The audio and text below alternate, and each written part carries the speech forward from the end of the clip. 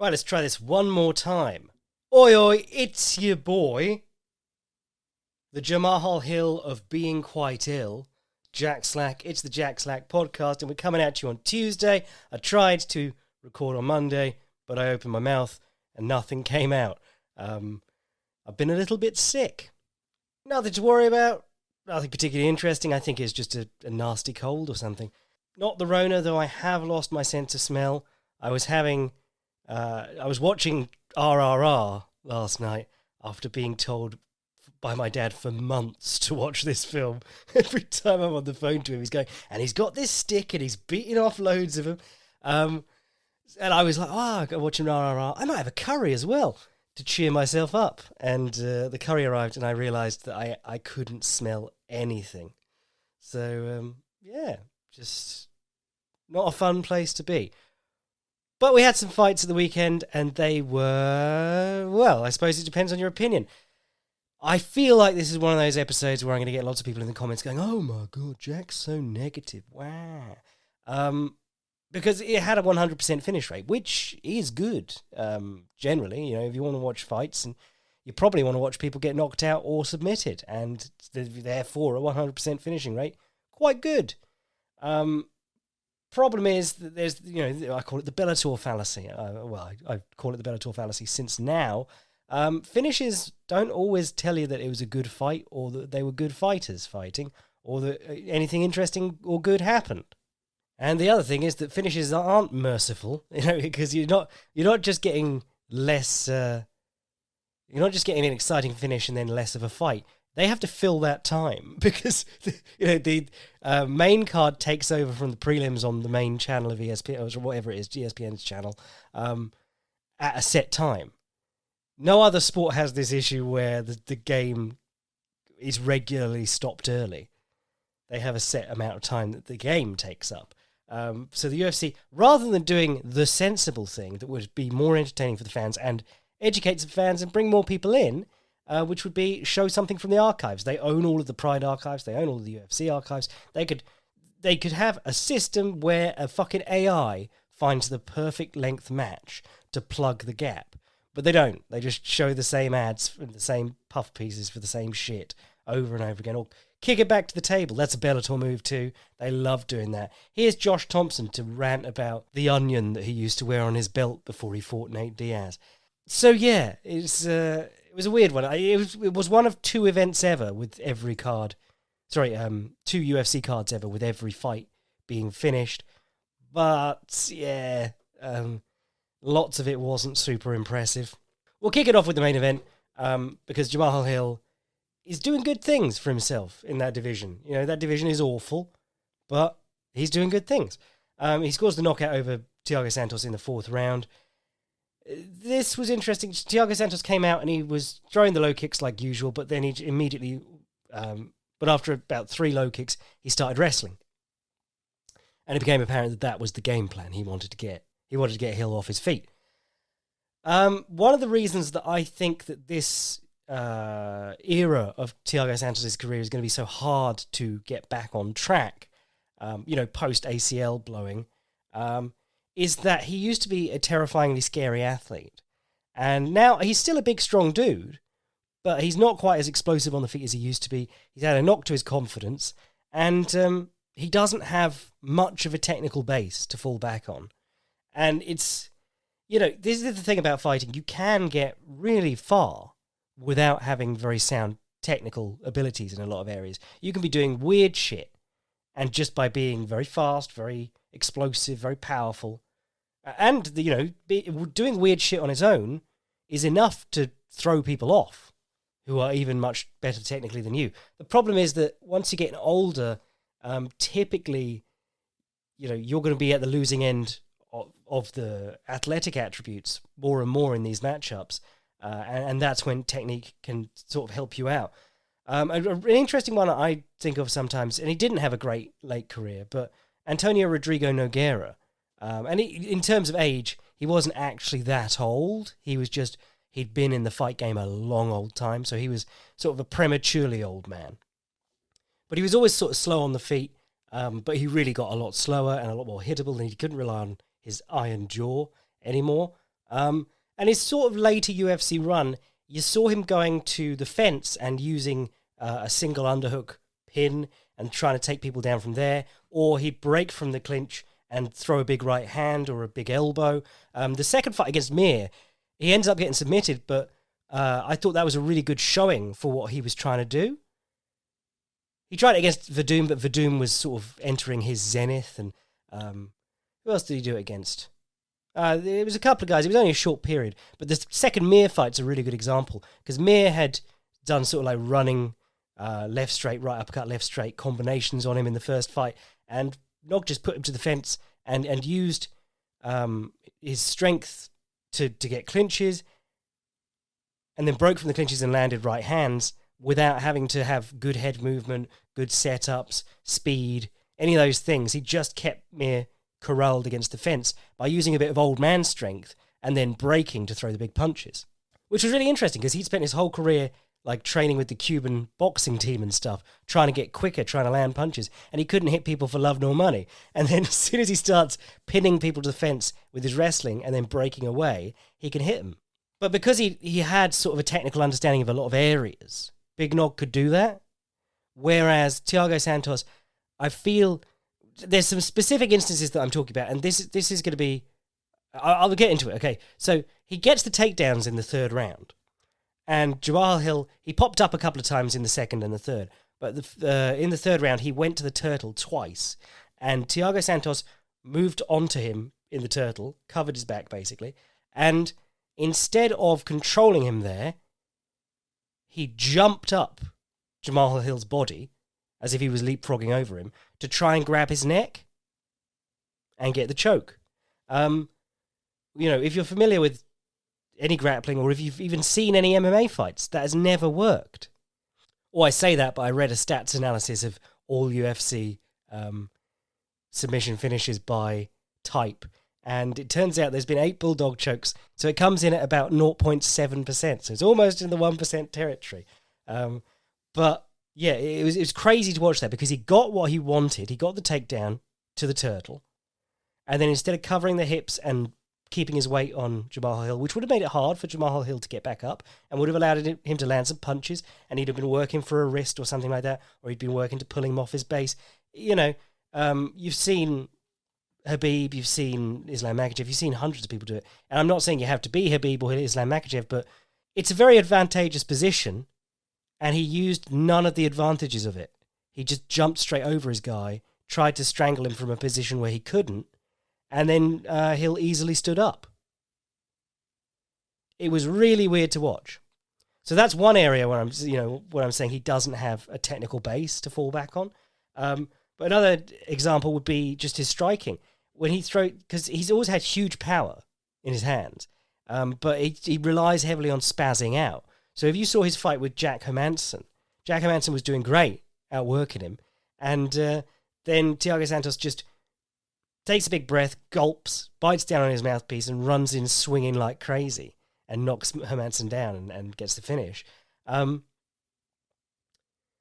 against Jamal Hill here, he's throwing a jab, and every time he throws his jab, his head is up, his right hand is down by his chest, and then he swings a big right hand after it.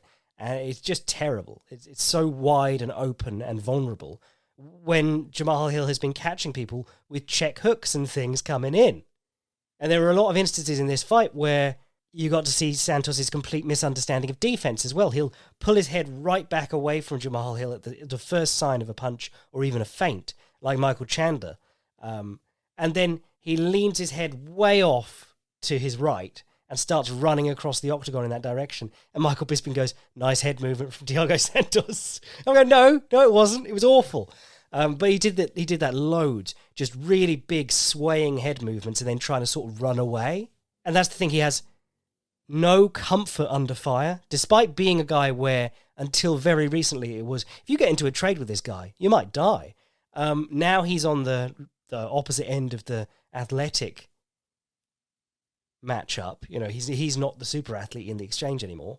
And if he tries to get into an exchange with someone, he's far more vulnerable than them, because he's not looking at what he's doing. He's not picking up on what the opponent's doing. His head's up in the air. His hands are down. His shoulders aren't up. He doesn't move his head at all, except when he's in defense mode and then he's swaying it all over the place. So yeah, really just not a great sign of things to come for Thiago Santos. I don't really want to see him again, but maybe he goes to Bellator and knocks out a couple of bums and wins their middleweight title. Saw some controversy with the stoppage. Yeah, no, I was okay with it. I mean, Santos was still moving in terms of trying to improve his position and stuff. Crawling to the fence and trying to build up along it is trying to improve position. Him doing it slower than normal and looking bad doing it is as a response to getting hit in the head. But I could see someone coming back from that position. I don't think he was completely out until he got trapped against the fence and punched more. So what else was on this card? I don't want to say what else was good. Actually, no, there was a good thing on this card. Geoff Neal versus Vicente Luque, which I'm probably going to put in the show title because, Geoff Neal blew my socks off with this performance. And a lot of people, obviously, Vicente Luque fans, quite sad because it's a really bad beating he took. The reactions to this that I saw were kind of what I expected, kind of not all over the place, kind of founded in the wrong reasoning, I feel. A lot of people saw this fight and went, oh, damn, Geoff Neal's back. Or this is a new Geoff Neal, there's levels. And really, I think this matchup just sort of played into what Geoff Neal could already do. When we saw him lose to Stephen Wonderboy Thompson, that was really a shortcoming in what Geoff Neal can do, even at his best. He couldn't cut the cage on Wonderboy Thompson. He couldn't change up targets. He was completely obsessed with headhunting. He didn't have any low kicks, any ring-cutting weapons. He was just obsessed with landing his left hand, his right hook, and his left high kick, and he couldn't. The Neal Magny was a bit weirder one because he was sort of entering clinches on his own accord and stuff with Magny. And, he did get very ill before... Was it before the Thompson fight? He had pneumonia or something like that, really bad. So I don't want to say that nothing was off with him, but I'm saying in terms of skills and things, nothing in this fight told me anything that had been addressed with the issues that he had in the Thompson fight. Vicente Luque is not going to try and circle the ring and draw you on to things. He's going to go to you. Whereas Geoff Neal was going back towards the cage the entire time, and then when he hit the cage, he'd wait for Luque to try and jab in, and he'd dip his head and counter. And Henry Hooft, was it Hooft in Luke's corner? Yeah, it was going bonkers about Luque not moving his own head. But I think the thing with Luque is that he does move his head because he's got a good cross counter, but he's never been amazing at slipping punches. He just moves his head when he throws his right hand across the top, and that often means that the opponent ends up missing and he ends up connecting. But the opponent often connects and he connects. A lot of his best punches have been getting hit on the face and then immediately returning with a textbook left hook. He's a great example to young fighters about how getting hit in the head shouldn't matter to you in terms of you should be on position to throw punches anyway, even if you're blind. Even if your head's being snapped back, you should be in position to throw a good left hook. But you shouldn't be trying to get caught out with punches and be caught in that position so that you can throw the good left hook. It's more that he's just got lovely mechanics on that left hook. But yeah, it was great. He was incredibly frustrated in that first round because he was walking Neal down. Then Neal would pop him in the face and he'd get wobbled and go backwards. And then Neal would pursue him for a bit and then go, I'm going to keep walking backwards, actually. And then Vicente Luque would immediately go into Terminator mode and start walking forwards again and repeat the entire cycle. But it's very weird because Neal's corner seemed really unhappy with that. Second round, they're like, get some takedowns. And then going into the third, they're going, no, you need to go forward, forward, forward. And I was watching it going, he's doing great, just drawing Vicente Luque onto punches. But, going forward in the third, he actually did it pretty well. Managed to stay safe, not walk onto any big counter. Because that's the thing, like, if you're drawing Vicente Luque forward onto your punches, you're dipping your head, you're countering him before he can get off. When he leads, he tends to do it with, like, big lunging jabs where he keeps his head on a center line.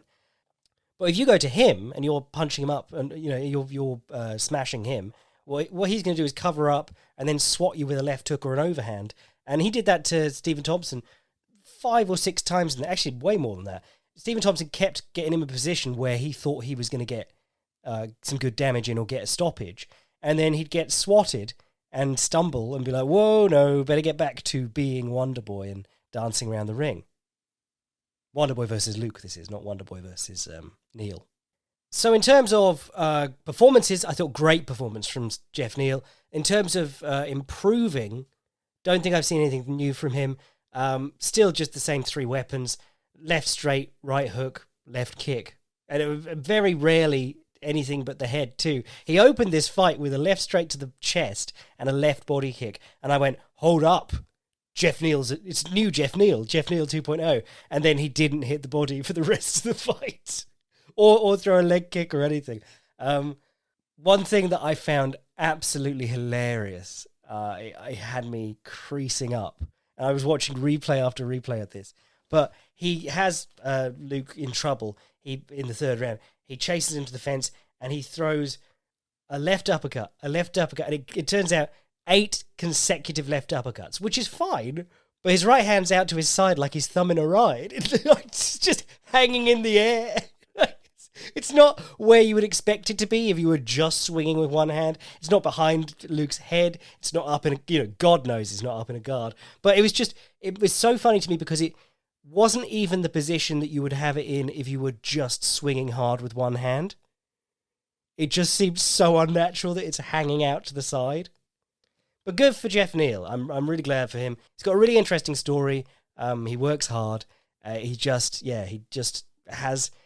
has some skill. He's very much a fighter with a couple of things he's good at technically and a whole lot of athletic ability. And I think he's had some misfortune in his life recently with his health.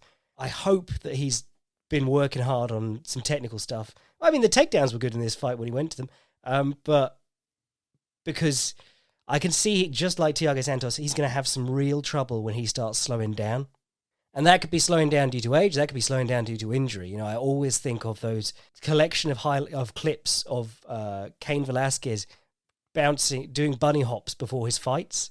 When they're introducing him, he's down on his haunches doing bunny hops, and then he jumps up when they announce his name. And just over the years, he basically can't even get down to do the bunny hops anymore. It's really sad to watch. And that will happen if you take enough injuries in training. You lose a lot of your range of motion, you lose a lot of your explosivity. But Geoff Neal could be such a killer if he just worked the fucking body at any point, or kicked the legs, or did anything to distract people. Because so much of his general fighting is, it's like honesty to a fault. You don't need to be. The whole point of fighting is that you don't have to be honest. I'm not saying hit people off the glove touch, but I'm saying the point is to trick people that you're doing one thing and hit them with something else. It's very impressive when people can just go out and say, well, I'm going to throw my left hand at your head, and still bounce your head around with their left hand. But at a certain point, whether it's skill-wise opposition or just when you slow down, or athletic ability of the opposition, that's going to stop working. Or Stephen Thompson, not quicker than Geoff Neal, hand speed or head movement-wise, but just kept the distance beautifully with well-disciplined footwork and ring craft. But good for Neal. Sad for Luke. That's really sad, or Luque, or whatever we're calling him. So what else on this card? Do you know what? I think this is another card where the most interesting thing for me was a heavyweight. Not fucking Mohammed Usman, Zach Puig, whatever that was. It was a tough conclusion card. So on the main card, there were just 2 regional level fights. But Sergey Spivak versus Augusto Sakai. Spivak's boxing really pleasantly surprised me in this one. I'd seen him get beat up by Tom Aspinall and a couple of other guys. But yeah, it's always been a weak point of his game, and he looked a lot tighter. He looked like he could fight a little bit taller, because, Sakai's gigantic too, and fights tall, stands tall. But he used his jab decently, and there was a couple of moments where he threw like a long whipping right hook around the side of Sakai's raised guard, and then popped him with a jab to put him back to full range. It was really interesting. And the takedowns were banging. He shot on a double, and Sakai dug an underhook, and he came up, took the overhook, threw his head to the same side, and hit the inside trip on that leg. Absolutely gorgeous. You don't see heavyweights chaining their takedowns. Obviously Daniel Cormier did, but that was cheating because he was a lighter man who was actually good at things. But that was really nice. Roughed Sakai up a bit. Sakai really didn't get anything going at all. And then in the second round, Sakai shot on him on the fence and just picked him up, which, Sakai's massive, but that was just, effortless. Got the TKO and, looked good doing it. Good for Sergey Spivak. And he actually looked, it's a case of did you look better because the guy was so impotent against the takedown attempts? But I thought his variety in the wrestling looked good. I thought his confidence on the feet looked good. This is the thing. A lot of striking is confidence, being willing to throw. That's why Fabricio Verdum, people were absolutely convinced that he became a technical wizard overnight on the feet, when really he just pumped 1-2s and ran into double collar ties. But confidence is a huge deal. He had the confidence to do that, and by doing that, he broke the confidence of the people he was fighting, and they started becoming a lot more cautious, which allowed him to stay on top of them. He was swarming on people. So Spivak had the confidence to open up against Sakai, but, if you saw him in the first, even the openings, I don't think the Aspinall fight went very long at all. I mean, none of them do, but he just looked so skittish when he came out against Aspinall. But yeah, he's on a 2-fight streak now. He stopped Greg Hardy, and Augusto Sakai. So I think he entered the top 15 this morning. I saw it on Twitter. And my reaction to that was, how the fuck is Taito Ivasa number 3? Because there's never been a point where Sergey Spivak can't do exactly the same thing he already did to Taito Ivasa.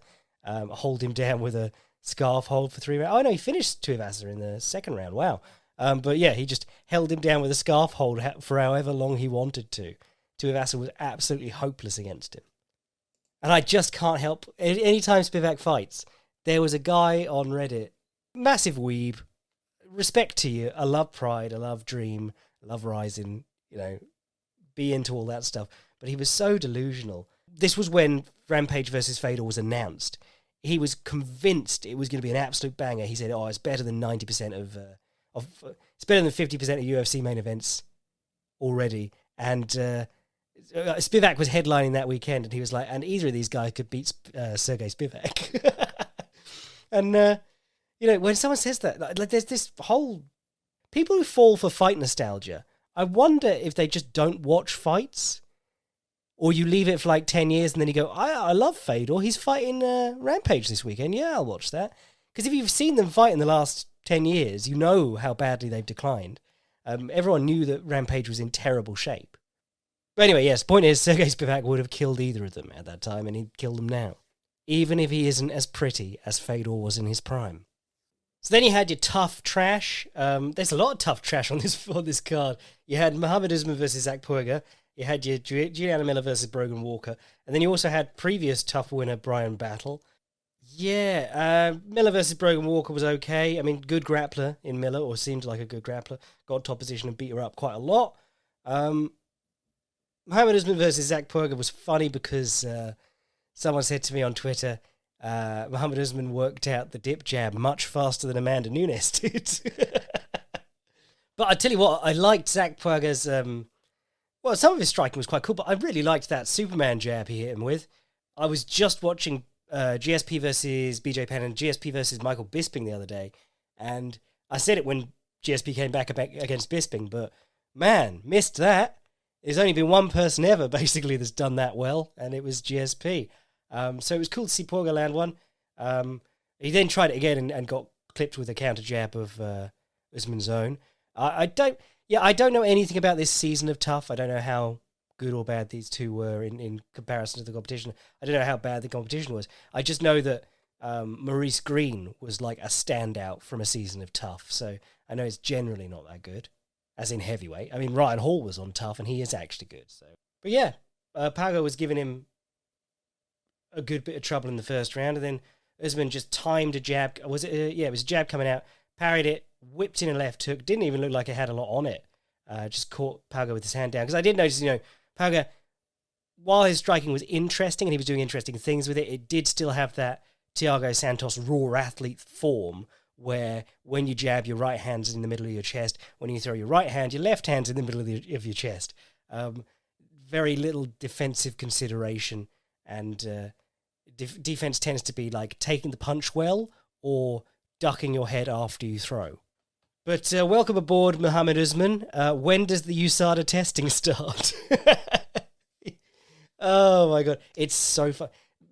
Firstly, Kamaru has the jacket for like 50 past USADA tests, but isn't his dad a chemist or something like that? Wasn't that the case? Or their brother is? So fun. It's like when John Jones's brother in the NFL got caught taking steroids. And this is the NFL where your drug testing is like you sign a letter saying, I definitely didn't take any drugs. And then they shake your hand. Like that's the law. But he managed to fail a drug test in the NFL. And then you're thinking, just maybe check up on the other brother, the third brother, the other one in the NFL. But USADA's trash. USADA's trash. We get into this every week. It's marketing that they do USADA. Terrence McKinney was a lot of fun against Eric Gonzalez. Bit of a step down from his last competition, his last one, but that was Drew Dober, and Dober beat him in, was that the first round? But McKinney's, he's good fun. He's creative, fun striking, strong grappling. Did get chinned a bit in this one, took him down and got the submission. The standout of this fight, and of every fight actually that he reffed, was Chris Toyoni, who managed to once again stand next to them as they're still swinging at each other along the fence, and then have to dive out of the way as I think Gonzalez grabbed a takedown or grabbed a leg and ran McKinney across the cage. Just Toyoni tripping over himself to try and avoid getting hit. This dude has done that so many times. I can't remember who it was. They shot a takedown, their opponent sprawled out, and as the opponent sprawled out, Toyoni tripped over the legs of the sprawling opponent. Just ended up on his knees facing the other way. I have a thread of Chris Toyoni moments on Twitter. Real Chris Toyoni moment in the opening fight of the prelims. And this is why like the every fight was a finish thing is bollocks. And this is why Stephanie Egger will never succeed in challenging this, even though there is no footage of her tapping. They just won't want to change it because this is the only interesting thing about this fight night. But bad fight for a start because Stephanie Egger went for a head and arm throw, landed basically face up with her back being able to be taken. Maria Bueno Silva didn't take her back. And then Stephanie Egger turned back into a closed guard and got arm barred. Fell over the top of her. Didn't tap. Silva said she did. The refs argued for a bit. They showed every camera angle. They've got, I think, 8 cameras around the octagon. If she tapped, they would have caught it. To be fair, she wasn't protesting. So, make of it what you will. But it's pretty crazy that they didn't catch her tapping. But then they're like, well, we'll ask the judges. And you're going, what? The judges don't know shit. They can't see things when they need to. Why would they be looking at this thing that, didn't look like it was going to be a finish? And then I think it was Brendan Fitzgerald, whoever's on commentary, said that Toyoni asked Herb Dean. Now, I've heard that Mark Smith was on the timekeeping, and maybe the commentator was just mistaken.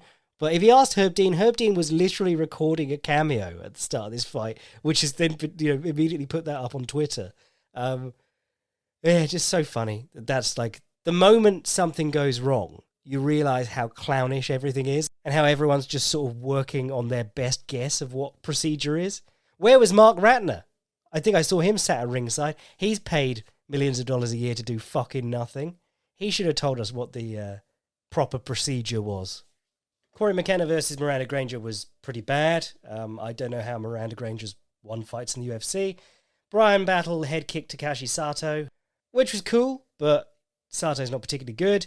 And then Mikhail Oleksijuk smashed Sam Alvey. I mean, a lot of people were rooting against Sam Alvey because he's just an incredibly righteous chode. But yeah, man, this was rough. Both of them southpaws. Oleksijuk, this is the thing. Sam Alvey's whole game is to stand against the fence and try and hit you with the counter right hook as you step in. And for his first 3 fights in the UFC, it worked. And at the time, I actually liked him because I was like, oh, that's tricky. I like that. But then people worked that out, and he didn't bring anything else ever to deal with that, which is why it hasn't worked since 2018. But rather than be cautious or feint or whatever, Oleksijuk just came out and wung the overhand at him, the overhand left. Dropped him, beat him up on the ground. He got up again, smashed him along the fence a couple more times, and then hit him with another overhand that just put him down and got him the TKO. It seemed like a lot more violence happened than the 2-minute time on the fight would suggest.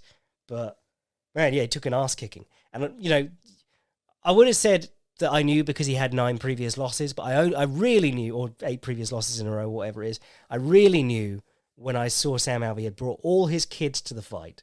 Because when you bring your toddlers to the fight, you're losing and they're getting traumatized. I will never, ever forget Mark Coleman in Pride brought his 2 beautiful little girls to see, what were they, like 4, 5? I forget. But he brought them to see him fight Fedor the second time. And the first time that Mark Coleman fought Fedor, he came close to winning. He took Fedor down and got on his back, which was a big thing because while Mark Coleman has been submitted from guard a lot and basically never learned how to deal with submissions in his career, the old saying that someone on the Sherdog forums used to have a thing where he'd said, like, if your BJJ instructor isn't Fedor, Mark Coleman can take him down and get his back. But in the rematch, Fedor managed to hit him a lot more, keep it on the feet a lot more, and defend takedowns. And when he was defending takedowns, he was hitting him with uppercuts and things. So he beat the shit out of Mark Coleman in that second fight. And it wasn't because he was just so much better than Mark Coleman he beat the shit out of him. He beat the shit out of him because Mark Coleman was still pretty good and he needed to beat the shit out of him. That's the crazy thing about bringing your kids to a fight. Like, even if you win, there's a great chance that they take some good lumps out of you. Your kids are going to see you get beaten up. But then they brought the kids in the ring to meet the guy who just beat the shit out of their dad. And so Mark Coleman, with his face already almost swelled shut, is holding these 2 little girls and bringing them over to say hello to Fedor. And they're just distraught, crying on him. And he's trying to get them to say hi to Fedor. And Fedor is a nice guy, you know, outside of fight. Well, even in fighting, he's been a nice guy. But he's just, he's awkward for a start because he's just beaten up these kids' dad. And clearly they're upset about it. And they don't have the emotional capacity to understand that it's a sporting contest. And he's just trying to awkwardly smile and be nice. And these kids are so traumatized by him. Yeah, insane. But there was a great piece went up about Sam Alvey this week on ESPN MMA or ESPN.com or whatever it was, where it was just the most it was the puffiest of puff pieces about how Sam Alvey's an interesting character, even though he can't win a fight. And it was about how it was everything you expected. It's Sam Alvey crying about how tax is the biggest evil in the world, how they adopted a kid or they fostered a kid and they wanted to adopt him, and then there was a custody dispute, and then it's just thrown in that he was like, well, we were going to flee to Mexico, but the custody dispute came out in our favour. You're like, what? He's got these 3 sheep and he's named them U, F, and C. And as someone pointed out to me on Twitter, he didn't even spell, you could have been U as in EWE. That would have been clever, and you'd gone, nice one, Sam Alvey. But no, literally just U, F, and C. I respect that he gets battered for a living. And he did invite me to be on his podcast years ago. I don't know if he has a podcast anymore or whatever, but, he's being kept around to trick other fighters into saying positive things about fighter pay. And it's worked quite well. Paul Craig, Molly Meatball. Actually, Paddy's been quite good at not saying that he's happy with his pay and stuff like that. But, other fighters who aren't amazing have been on full simp mode for the UFC, with the understanding that you'll get a lot more leeway to lose. It's a bit crazy, but, we never know what's going on with unionization efforts in the UFC. We desperately need a players' association to get fighters paid fairly. The whole counter-argument is like, well, they could go somewhere else and get paid. And you're like, there are no other organizations even as close to as big as the UFC. And nothing will happen until it does, because the whole thing is that you've got to keep it fucking secret until you're actually ready to announce the union. Or players' association, or whatever it is. So one day, I will wake up and I will see the happy news that there's a players' association in the UFC. But I won't hear hide nor hair of it before, unless I'm doing it. So, yeah. But another fantastic win for communism that Sam Alvey lost to fight. I think that's the whole card. Yeah, bit shite. Card this weekend's bizarre. But luckily there's loads of other stuff going on. I think there's a Cage Warriors, there's a I don't know where else, but we can, if it's looking that bad, I'm still going to talk about Triple R on the Boycast. We've got a Contender Series tonight where Bo Nickel's going to fight someone who missed weight. And I'm going to go and watch some Alex Pereira fights in anticipation of writing Advanced Striking 2.0 Alex Pereira. Because the Izzy Pereira fight just got announced. And I think my voice held up okay for the podcast. It's getting a little bit hoarse now, but if you want to support the podcast, get in on the extra stuff and just be a boy generally, sign up to the Patreon. If you want to send an email to the podcast, jackslackpodcast@gmail.com. And if you want to see what I'm writing anytime, fightprimer.com. I am your boy, Jack Slack. Muhammad Usman's natty status bless.